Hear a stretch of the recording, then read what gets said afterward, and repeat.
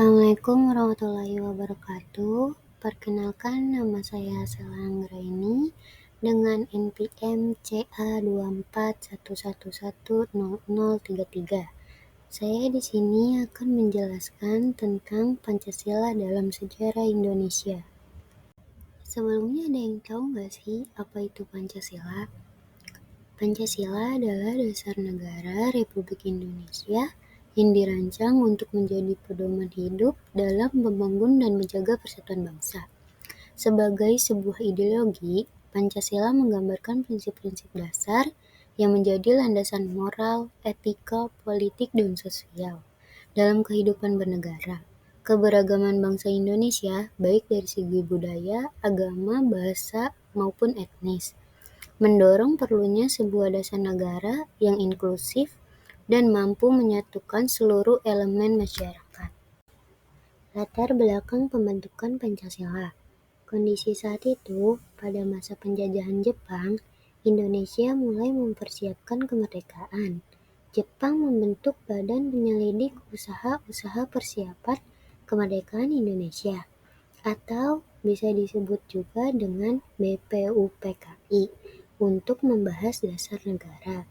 Kebutuhan dasar negara dibutuhkan fondasi ideologi yang dapat menyatukan keberagaman Indonesia, mulai dari budaya, agama, hingga adat istiadat.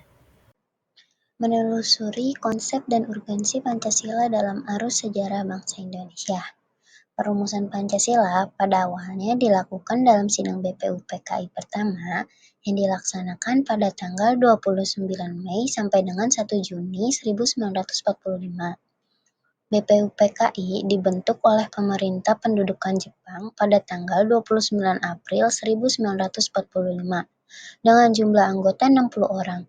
Badan ini diketuai oleh Dr. Raziman Weddiodiningrat yang didampingi oleh 2 orang ketua muda, yaitu Raden Panji Suroso dan Ichiban Gosei, atau orang Jepang. Sejarah perumusan Pancasila. Sidang BPUPKI atau Badan Penyelidik Usaha-Usaha Persiapan Kemerdekaan Indonesia diadakan pada Mei 1945 untuk merumuskan dasar negara. Dalam sidang ini muncul berbagai usulan dari tokoh-tokoh nasional tentang bentuk dan dasar negara Indonesia. 3 usulan tokoh nasional. Yang pertama ada Muhammad Yamin, yang menyampaikan 5 asas yang mencakup peri kebangsaan, peri kemanusiaan, peri ketuhanan, peri kerakyatan, dan kesejahteraan rakyat. Yang kedua ada Supomo, yang menekankan konsep negara integralistik yang menekankan kesatuan antara pemerintah dan rakyat. Yang ketiga ada Soekarno, yang mengusulkan 5 prinsip yang dikenal sebagai Pancasila pada pidatonya tanggal 1 Juni 1945. Periode perumusan Pancasila. Dalam sidang BPUPKI yang kedua pada tanggal 10 sampai 16 Juli 1945 disetujuinya naskah awal pembukaan hukum dasar, yang kemudian dikenal dengan nama Piagam Jakarta. Piagam Jakarta merupakan naskah awal pernyataan kemerdekaan Indonesia pada alinea keempat Piagam Jakarta. Proklamasi dan pengesahan. Setelah melalui diskusi panjang, Pancasila secara resmi diadopsi sebagai dasar negara pada tanggal 18 Agustus 1945. Sehari setelah proklamasi kemerdekaan Indonesia, kelima prinsip ini dicantumkan dalam pembukaan Undang-Undang Dasar 1945. Pengesahan ini menegaskan bahwa Pancasila adalah landasan filosofis bangsa Indonesia. Pengesahan Pancasila. Sejarah bangsa Indonesia juga mencatat rumusan Pancasila yang termaksud dalam Piagam Jakarta. Hal ini terjadi karena adanya tuntunan dari wakil yang mengatasnamakan masyarakat bagian Indonesia bagian timur, yang menemui Bung Hatta yang mempertanyakan 7 kata di belakang kata ketuhanan, dengan kewajiban menjalankan syariat Islam bagi pemeluk-pemeluknya. Tuntunan ini ditanggapi secara arif oleh pendiri negara sehingga terjadi perubahan yang disepakati yang diubah menjadi ketuhanan yang Maha Esa. Perkembangan Pancasila dalam sejarah. Pancasila mengalami berbagai tantangan dan dinamika penerapan pada setiap periode pemerintahan di Indonesia. Pada masa Orde Lama, tahun 1945 sampai dengan 1966. Konteks politik, pada masa awal kemerdekaan, Pancasila dijadikan pedoman untuk membangun identitas bangsa yang baru merdeka. Namun, masa ini juga ditandai dengan konflik ideologi antara kelompok nasionalis, agama, dan komunis. Ketidakstabilan politik menyebabkan penerapan Pancasila sering terhambat. Contohnya adalah munculnya pemberontakan ideologi seperti DI atau TII dan PKI. Pada masa Orde Baru, tahun 1966 sampai dengan 1998, pemantapan ideologi.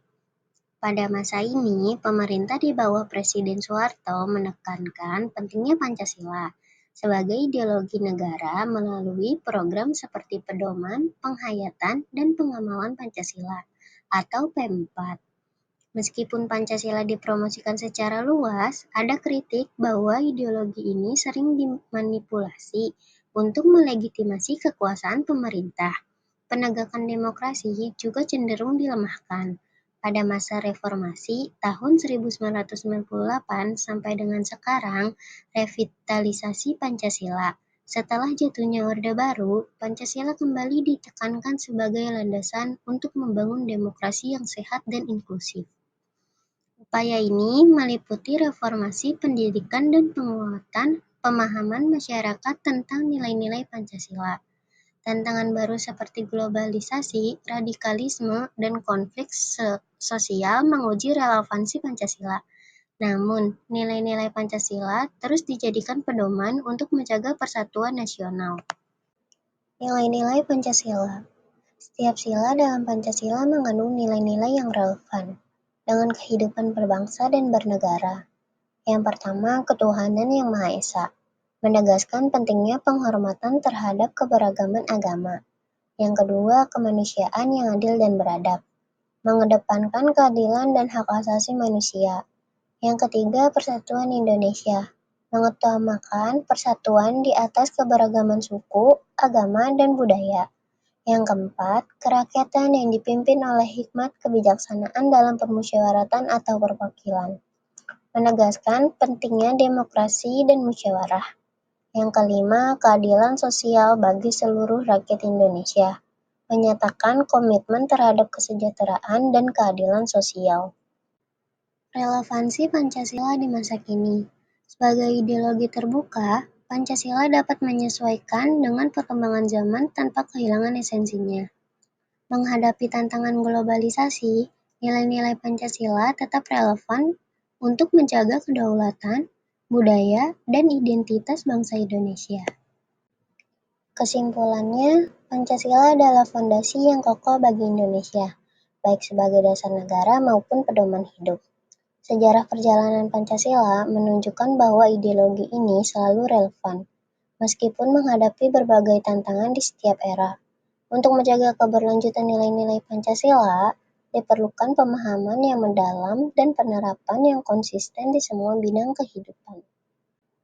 Sekian materi yang saya sampaikan, mohon maaf bila ada kesalahan. Terima kasih. Wassalamualaikum warahmatullahi wabarakatuh. Indonesia tanah